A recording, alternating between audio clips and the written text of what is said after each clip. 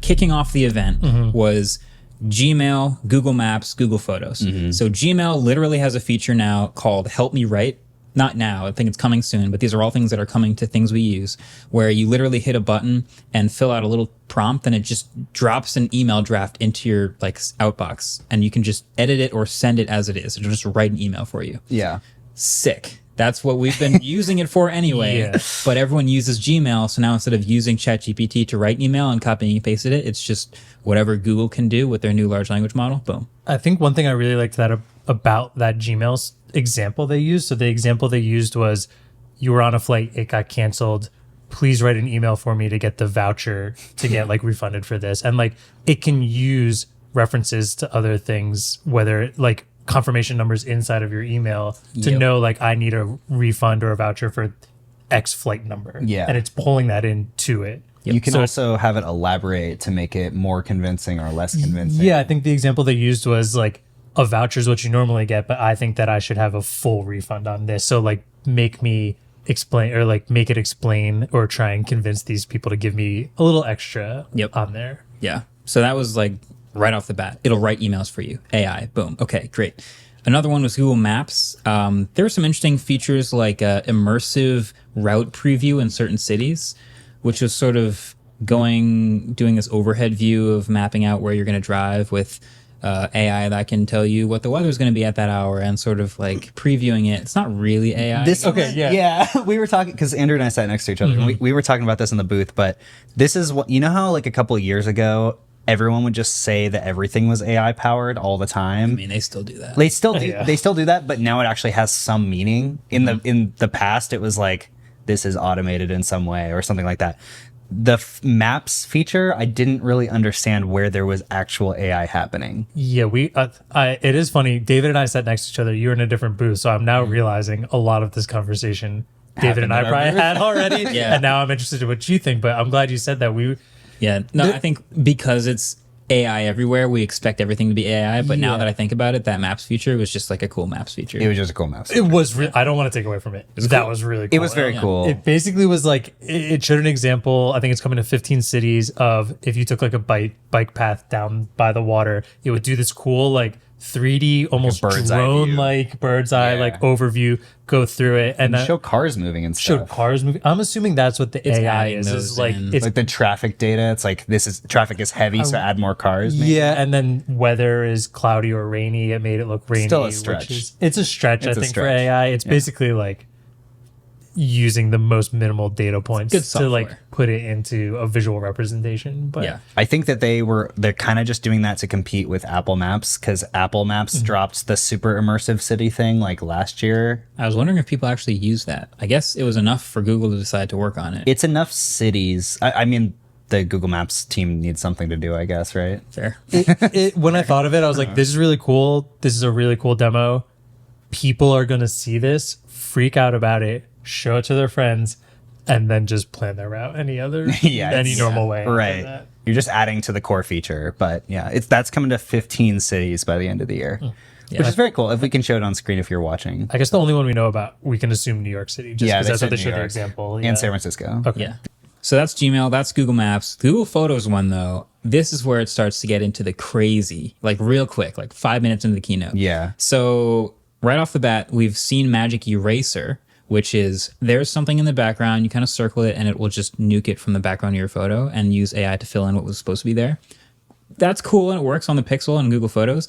There's this new additional version of it now, which is going to be called Magic Editor, which will do way more smart selective AI edits.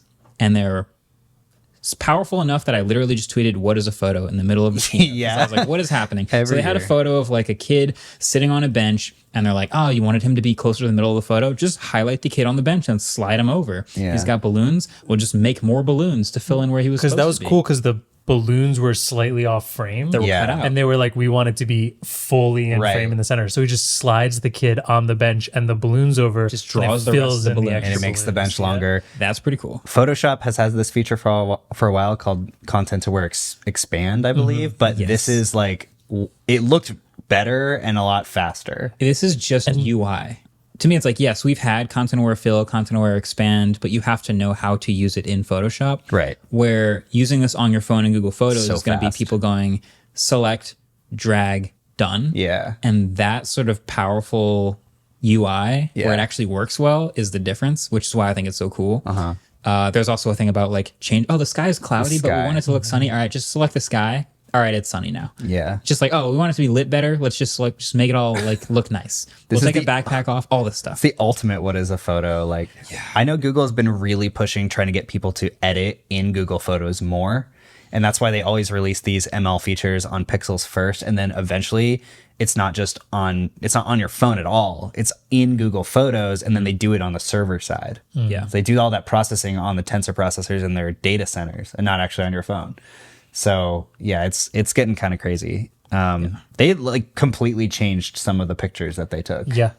The one they were talking about, it was a woman in front of a waterfall. Yeah. And I think it was like, first it was cloudy. Let's brighten it up. She was wearing a shoulder strap. Let's take away the shoulder strap. She had her hand out to look like the water was falling on her hand, but she was out of the way. So she moved it over a little bit. I turned to David and I was like, the next thing they're just gonna say she was in her living room and the waterfall is like completely fake in the background. They did so many changes to it, and Yeah. it's really awesome. The way I think about it is like you try and teach significant others or like family members who don't take photos how to frame things properly. Now they can take that garbage photo and I can fix every single Yeah. part I think of you're it and make it look framed correctly. They'll think you're a god. Yeah, Yeah. that's crazy. Yeah. How do they not do fences yet? I know. The chain link fence. Chain link It fence. needs the chain That's link I needed a reference to that and they didn't deliver. It's like years old. Yeah. When we review this, I think that needs to be our first test subject. Is Chain link just draw over every single link in the chain link fence. The problem is that like that's most of the image, right? Like I can see how that was a hard technical problem, and they first announced that in like 2017 or 2018. Yeah. I think it was 2017 that they I announced. think it that. was. It was one of the ones I was at, which was 17 or 18. and they just but- scrapped it. Yeah. The thing is it's most of the image, but they're little tiny lines. Like if you can replicate Yeah. 4 brand new balloons, you can Right. take a little line out of something. They had a really cool animation when they were doing content aware expand, Yeah. where everything turned into like Yeah. magical confetti pixels. I highly doubt that will be in the actual The production fine model. print so? said that the UI is subject to change, true. and I Yeah. think that they're just saying it's probably not going to look this amazing. It's Yeah. just going to like highlight and disappear and reappear probably. Yeah, that looked really cool though. It did. It looked like really cool. Inception, basically. Yeah, yeah. The one thing I was interested about that though is all of it is based on drawing out the thing you want fixed, correct? Mm-hmm. They didn't do a great job of explaining that. But so in that sense, if I'm going to draw out the sky, how does it know I want clearer sky or sunnier? Or like, is it just making that assumption on That there? might be missing UI too. bet I you. assume Okay. you highlight the sky, and instead of it just going, "Oh, you want enhanced sky? It's sunny now." I think there should be a little dialogue box replacement saying what you're feature. trying to do. There Yeah. should, which could lead to some really cool things. Think about like Luminar AI. Like That's why, what it yeah, Yeah. I want a rocket ship going through the sky Yeah, in the yeah, background. yeah. Like, Yeah, well, the object detection, I mean, is getting really good. Kind of like how in iOS you have the built-in touch and hold, and it selects Yeah. the object. That's basically what they're doing in here too. in just a way more useful manner Yeah, than just yeah. dragging a cutout Then just piece copying into it out. iMessage. Yeah. Like that was cool, but this is more useful. Yeah, for Yeah. sure. Because Apple's was always like, copy it on your phone, open it in Photoshop on your computer. But I was like, what if you just edit it on your phone instead of having to copy it over? I guess they don't have the content aware fill aspect of it because they're just Right. cutting out. They them. probably will sure at they WWDC this They're year. going to just go, now we filled in the background. You can just remove things from your photo. We Yeah. call it dynamic Magic eraser. yeah, It's going to happen. Dynamic eraser. So I'm calling that. yeah. magic, magic is such an Apple word, but yeah, they'll call it something like Google that. already took it. Yeah. So Okay, I want to talk about something crazy that I really enjoyed, which is called Project Tailwind. And we think of it as an AI-first notebook that helps you learn faster. How it works is you can simply pick the files from Google Drive, and it effectively creates a personalized and private AI model that has expertise in the information that you give it. Basically, there's all these different large language models that we use and interact with things like Bard. But let's say you wanted to train this AI model on your own documents and things that you know.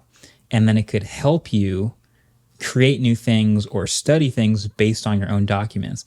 And they went through this whole demo of like, let's say you're a student and you've got your notes typed out in Google Docs. You train the model on your notes, and then it'll just summarize the notes for you, create a study guide for you, help quiz you on the topics. I'm like, if I had this when I was in college, I would have been significantly more productive. Oh, yeah. Because studying was not my forte, and this would have been fire. Oh yeah, your brain plaster would have just been like firing on all It would have been awesome. cylinders. Yeah. My concern, we were talking about this a little bit. So you're training it. You're basically creating your own little transformer model, right? Your own training data set. I think the model's still the same, but it's trained on. Yeah, it's trained on your own personal stuff. But the way that generative AI still works is still just predictive words, right? So my concern, and I want to see this in action, and I think this is why it's in the labs feature right now still. Yeah. But I want to see, like, if you create a study guide for yourself, what if it just starts lying? Because you know how generative AI just like lies all the time? True. What if it just strings together incorrect facts? And then if you're creating like a flashcard system or a study guide system, you're just learning bad data. I also wonder, like, is there X amount of data input you need to put in it before? Because I feel like less data input has Right. more of a chance of attempting to fill in the blanks. Yeah, kind of. their thing had like 10 weeks of notes basically, which is a decent amount of data. And I'm also interested in terms of notes. Like, you two write stuff and take a lot of notes for a while, but if it were to pull the notes from this Google I/O right now and attempt to make real words out of this horrible spelling and punctuation, like, Sloppy. I feel like it could, but that seems like a potential issue. And like, I'm not fact checking all of my notes. If I'm in class, I'm just taking them down as fast as possible. The professor's going crazy. I could spell things. Autocorrect could change the wrong word. Now that's the incorrect facts. Now I'm getting the incorrect Now facts it's quizzing back you on because I didn't just reread and be like, oh, that doesn't sound right. Yeah. Yeah. But I think that's the crux behind a lot of these features is in my head, it's working perfectly. So it's amazing. But I think in real life, they're very complicated. And that's why they're still in labs is because there's lots of ways that they can go wrong. Yeah.